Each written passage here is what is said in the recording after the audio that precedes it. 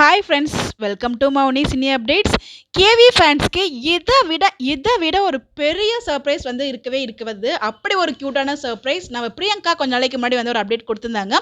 ஒரு குட்டி சர்ப்ரைஸ் வந்து கேவி ஃபேன்ஸ்க்கு காத்துட்ருக்கு அப்படின்னு சொல்லிட்டு அவங்க சொல்லும்போது நம்ம வந்து நினச்சோம் கண்டிப்பாக வந்து கலாட்டாவோட அவார்ட் வின் பண்ணதுக்கான இன்டர்வியூ தான் இருக்கும் அப்படின்னு சொல்லிட்டு நிறைய பேரும் கலாட்டா கெஸ் பண்ணியிருக்காங்க அப்படின்னு சொல்லிட்டு அவங்களுமே வந்து சொல்லியிருந்தாங்க.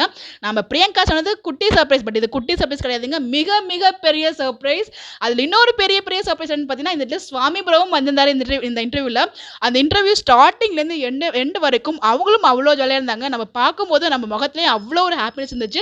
நான் சிரிச்சுக்கிட்டே தாங்க ஃபுல்லாக அந்த இன்டர்வியூ பார்த்தேன். ஸோ மறக்காம கலாட்டால அந்த இன்டர்வியூ இருக்கு, போய் வாட்ச் பண்ணுங்க. ஸோ கேவி ஃபேன்ஸ்க்கு ஒரு மிக மிக பெரிய ஒரு ட்ரீட்னு தான் சொல்வேன். ரெண்டு பேருமே கேவி ஃபேன்ஸ் மேலே எவ்வளோ அன்பு வச்சிருக்காங்க அப்படின்னு சொல்லிட்டு அவ்வளோ கிளியராக வந்து புரியும் அவங்க பேச இன்டர்வியூ பார்க்கும்போது. அதுவும் இன்டர்வியூ எண்டில் பார்த்தீங்கன்னா ஒரு சீன் ரீக்ரியேட் பண்ணியிருப்பாங்க, 8 கால் பூச்சிக்கு எத்தனை கால் அப்படின்னு சொல்லிட்டு. அதோட அவங்களோட ரொமான்டிக் சீன் அப்படியே ரொம்ப ரொம்ப ரொம்ப அழகாக வந்து ரீக்ரியேட் பண்ணியிருப்பாங்க.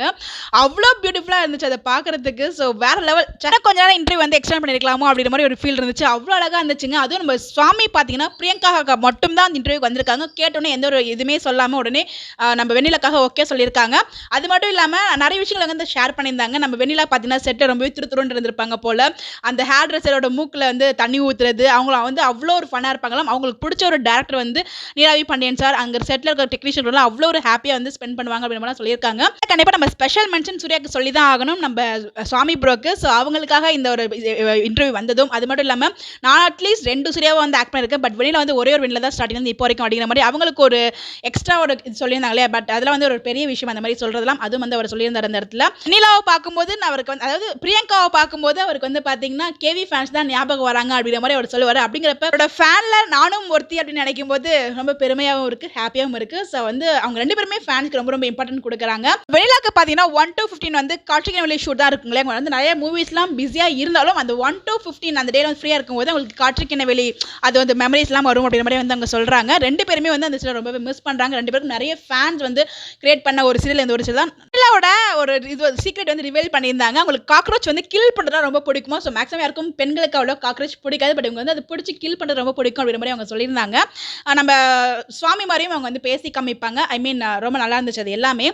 ஓவராலாக வந்து ரொம்ப ரொம்ப நல்லா இருந்துச்சு. அதுவும் எண்டில் அந்த ரொமான்டிக் சீன் அல்டிமேட்ங்க, வேற லெவல் தரமான இன்டர்வியூ. ஸோ மறக்காம வாட்ச் பண்ணாதவங்க வாட்ச் பண்ணுங்க.